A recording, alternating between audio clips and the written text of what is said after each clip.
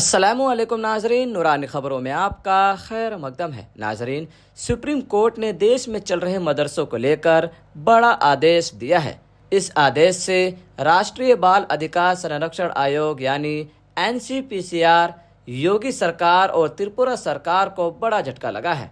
जी हाँ नाजरीन, NCPCR ने 7 जून और 25 जून को राज्यों को पत्र लिखा था, जिसमें NCPCR ने मदरसों के फंड पर रोक लगाने की सिफारिश की थी।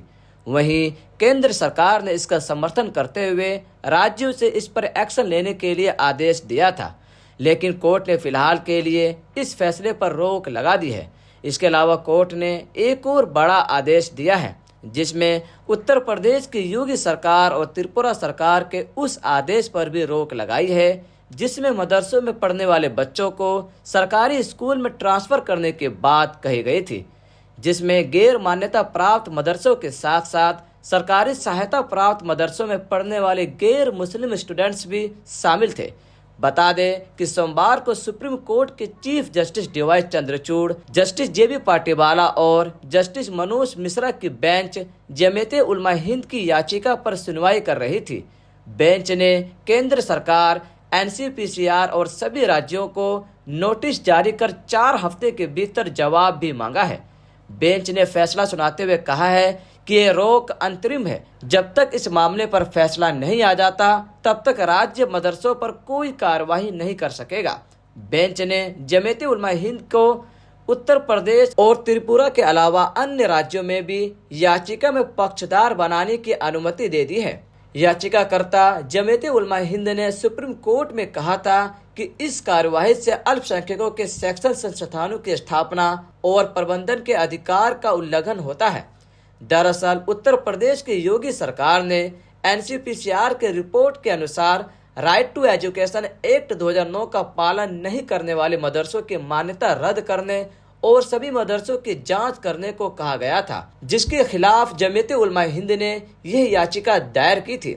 इस याचिका की सुनवाई chief justice DY Chandrachud, justice JB पाटीवाला और जस्टिस मनोज मिश्रा की बेंच ने की। नाजरीन, अब आपको बताते हैं कि आखिर NCPCR ने ऐसी क्या सिफारिशें की जिस पर कोर्ट ने रोक लगाई है। दरअसल NCPCR सभी गैर मुस्लिम बच्चों को मदरसों से निकालकर राइट टू एजुकेशन एक्ट 2009 के अनुसार बुनियादी शिक्षा प्राप्त करने के लिए स्कूलों में भर्ती कराए जाने की सिफारिश की थी। NCPCR ने अपनी रिपोर्ट में कहा था कि मुस्लिम समुदाय के जो बच्चे मदरसे में पढ़ रहे हैं, चाहे वो मान्यता प्राप्त हो या गैर मान्यता प्राप्त, उन्हें औपचारिक स्कूलों में दाखिला दिलाया जाए और RTE अधिनियम 2009 के तहत निर्धारित समय और पाठ्यक्रम की शिक्षा दी जाए। आयोग ने कहा था कि गरीब पृष्ठभूमि के मुस्लिम बच्चों पर अक्सर धर्मनिरपेक्ष शिक्षा के बजाय धार्मिक शिक्षा प्राप्त करने के लिए दबाव डाला जाता है।